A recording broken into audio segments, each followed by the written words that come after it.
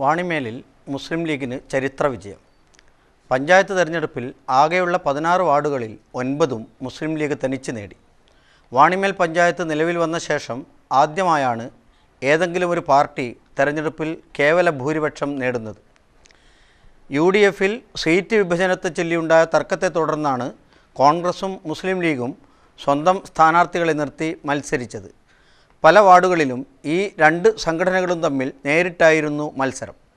മൊത്തം ഫലം പുറത്തു വന്നപ്പോൾ മുസ്ലിം ലീഗിന് 9ഉം കോൺഗ്രസിന് 2 സീറ്റുകൾ ലഭിച്ചു.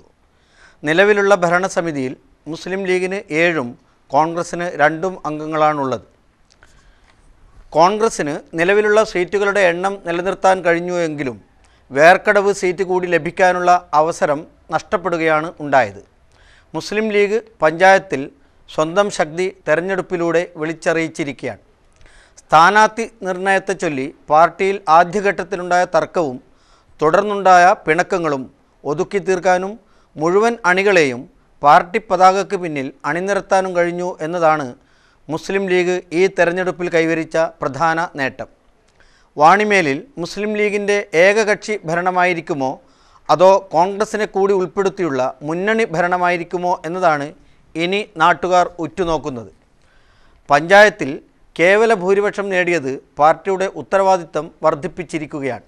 ഭരണവീഴ്ചയ്ക്കും വികസനമില്ലായ്മയ്ക്കും മറ്റാരെയും പഴിചാരാൻ മേലിൽ മുസ്ലിം ലീഗിന് കഴിയില്ല. മാതൃകാ ഭരണം കൂടി കാഴ്ചവെക്കാൻ കഴിഞ്ഞാൽ മുസ്ലിം ലീഗ് വാണിമേൽ പഞ്ചായത്തിൽ അജയ്യ ശക്തിയായി തന്നെ തുടരും.